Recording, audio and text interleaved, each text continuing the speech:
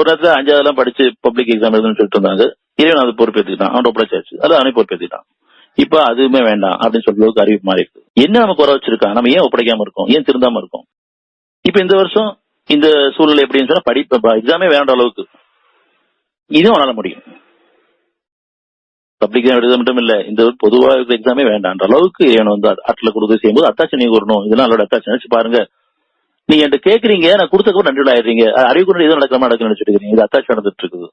உங்களுக்கு அத்தாட்சி இருக்குது, உங்களுக்கு வெளியே அத்தாட்சி இருக்குது. அகத்திலும் பொறுத்திலும் அத்தாட்சி ரொம்ப செஞ்சிருக்கிறேன் 31/20. ஆனா உணர மாட்டேங்கிறீங்க. நிச்சயமாக 31/20 அல்லாஹ் வானங்கள் உள்ளவற்றையும் பூமி உள்ளவற்றையும் உங்களுக்கு வசப்படுத்தி என்பதையும் இன்னும் தன் அற்கொலைகளை உங்கள் மீது புறத்திலும் அகத்திலும் நிரம்ப செஞ்சிருக்கிறான் என்பதையும் அறியவில்லையா?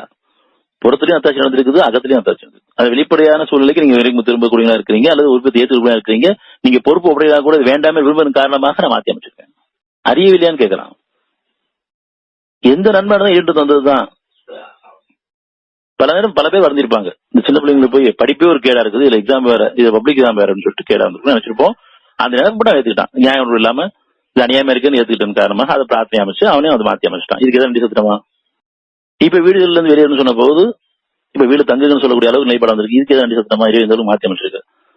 வானங்களிலும் பூமியிலும் அவனுடைய ஆட்சி நடந்துட்டு இருக்கு. நன்மையாளர்களுக்கு நன்மையாகவும் தீமையாளருக்கு தீமையாகவும் இது விதிக்கப்பட்டிருக்கு. நன்மை தீமை ஒரு காலம் சமமானது. நன்மைக்கு கூலி பல மடங்கு, 10 மடங்குல பல மடங்கு இந்த உலக வாழ்க்கையிலேயே சாந்தமும் சமானத்தோட சில பணம் மடம் கிடைக்க போகுது.